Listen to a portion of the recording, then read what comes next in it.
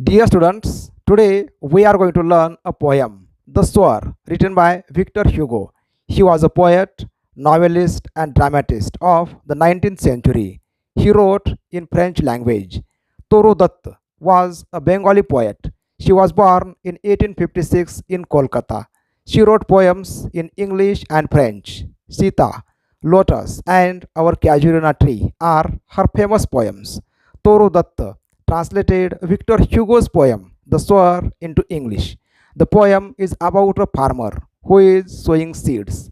The farmer has seen many bad harvests in his life.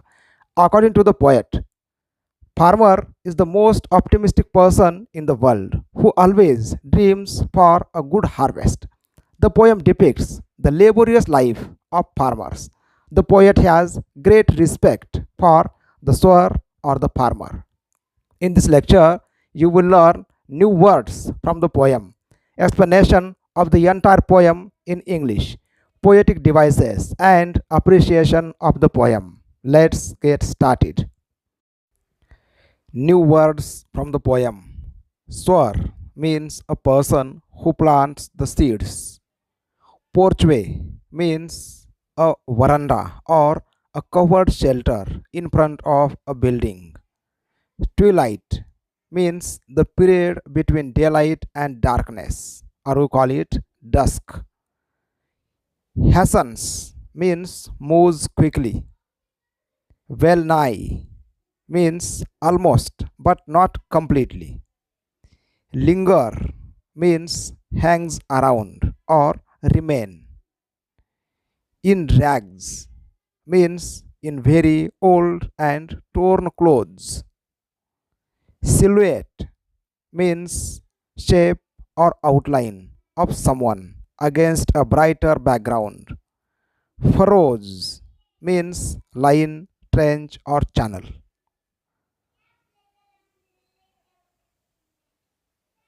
Muse means remain in thought.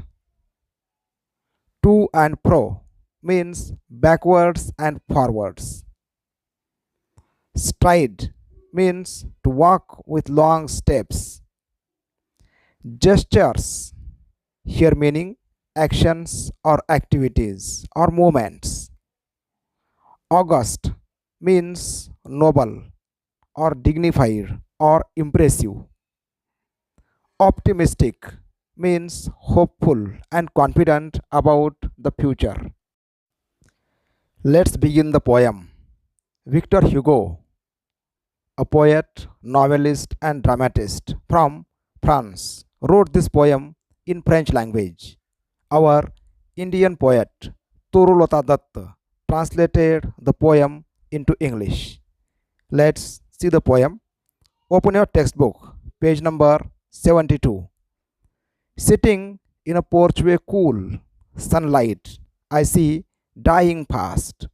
Twilight hastens on to rule. Working hours have well nigh passed. Shadows run across the lands, but a sower lingers still. Old, in rags, he patient stands. Looking on, I feel a thrill. Black and high, his silhouette dominates the furrows deep. Now to sow, the task is set. Soon shall come a time to reap. Marches he along the plain, to and fro, and scatters wide from his hands the precious grain. Muse I, as I see him stride. Darkness deepens, fades the light. Now his gestures to mine eyes are august and strange. His height seems to touch the starry skies. Toru Datta. These are the poetic lines. Now we will learn the poem line by line. Sitting in a porchway cool, sunlight I see, dying past. Twilight hastens on to rule. Working hours have well nigh passed. Now here in the first four lines, the poet speaks about the sower. The entire poem is description of a farmer or a sower who is toiling in his field. The poet is seated in a veranda or in a porchway. Sunlight is dying fast. The sun is setting. The poet sees that twilight was moving quickly. Do you know? Twilight means the period between daylight and darkness. It was the time to stop the work. Shadows run across the lands, but a sower lingers still. Old in rags, he patient stands, looking on. I feel a thrill. Now again, the poet describes the time. There were shadows everywhere because the sun was setting, but the sower was seen in the field. Here the poet describes the sower. He was an old man in torn clothes, standing in the fields. The poet watches the farmer and experiences a thrill in his mind. Now look here, the word thrill means excitement. Again, there is a new word, lingers means remains. Black and high, his silhouette dominates the furrows deep.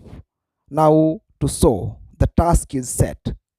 The poet describes the image of the farmer in the darkness. His black image towers over the plowed soil. Now the farmer is ready to sow the seeds. Look here, silhouette. Silhouette means shape or outline of someone against a brighter background. Furrows. Furrows means line, trench, or a channel. Soon shall come a time to reap. Marches he along the plain, to and fro, and scatters wide from his hands the precious grain. After sowing the seeds, in future the crop will be ready to harvest. The farmer moves here and there to sow the seeds. The farmer sows the valuable grain from his hands. Now here, to and fro means here and there, or we may say backwards and forwards. Muse I as I see him stride. Darkness deepens, fades the light. Now his gestures to mine eyes are august and strange. His height seems to touch the starry skies. Here, muse means remain in thought. The sower remains in the poet's thought. The poet remembers the farmer or the sower as he sees him walking with long steps. Walking with long steps means stride. The darkness grows, the light becomes dim. The poet, deep in thought, watches him. The poet feels that the farmer is a noble person, the farmer is a dignified person. The farmer's position in society is very important. This is true. He toils to feed all members of society. So, the poet creates an image of the farmer as a huge figure and describes him, seems to touch the starry skies. Now, here, starry skies. His height touches to the sky where the stars are. In this way, the poet describes the personality of the farmer as a noble personality or as an impressive personality. Poetic devices or figures of speech used in the poem: alliteration, inversion, and imagery. These devices are used in this poem. Now see alliteration. Repetition of a consonant sound in two or more neighboring words is called alliteration. The repeated sounds are usually the first or initial sounds. For example, darkness deepens. Now in this example, here sound D is repeated twice. So this becomes an example of alliteration. Find out more examples of alliteration from the poem. Number second, inversion. In this figure of speech, word order is disturbed. Words are rearranged for poetic effect. Now, in this figure of speech, word order is disturbed. Word order is changed. See the example. Marches he along the plain. Now here the word order is changed. The correct word order is he marches along the plain. Now the word order SVO or SVC, the order is disturbed. So this is an example of inversion. Again, there is another example. Muse I. There should be I muse. Number 3, imagery. Imagery is descriptive language that appeals to the senses, that is sight, taste, touch, smell, hearing, etc. Word imagery helps us to create a picture of image in our mind, or we call it picturesque language. See the example, seems to touch the starry skies. Now here the poet creates a huge image of the farmer. So this is an example of imagery. Rhyme scheme. The pattern of rhyming words is called rhyme scheme. See the first four lines from the poem. Sitting in a porchway cool, sunlight I see, dying past, twilight hastens on to rule, working hours have well nigh passed. Now here, cool and rule, fast and past are rhyming words.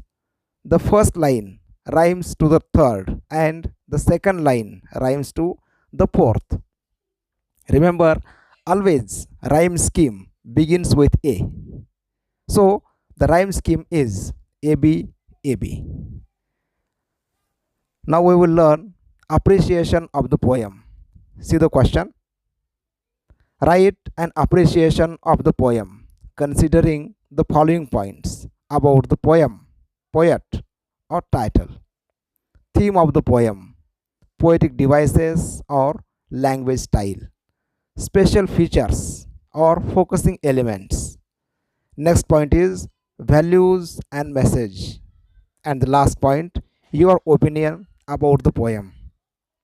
After learning the poem, you may write down information about these points. Now see the answer. Point number 1, about the poem, poet and title. The Sower is a poem written by Victor Hugo in French language. Toru Dutt translated the poem into English. The poem is about a sower who is sowing seeds in his fields. The sower is a poor old man who has seen many bad harvests in his life. Every year he is optimistic of having a good harvest. The title of the poem indicates the central character of the poem. Theme of the poem, the toiling life or the laboring life of a farmer is the major theme of the poem. The poet describes his feelings for the farmer, who is an old man. Though the farmer has seen many bad harvests in his life, he is optimistic of having a good harvest. We should be optimistic in life. Poetic devices or language style. The poet has used alliteration, inversion, and imagery to make the description vivid. There are rhyming words in the poem. The rhyme scheme used in the poem is ABAB. Special features. The poet has the feeling of gratitude for the farmers. So, throughout the poem, we see the poet's reverence for the farmer or the sower. The poet gives emphasis on the hard work done by the farmer. The farmer works in the field for day and night. The poet has also used word imagery to describe the evening time. He created a huge image of the sower. The poet used picturesque language in this poem. Values or message. The poem gives a very important message to society.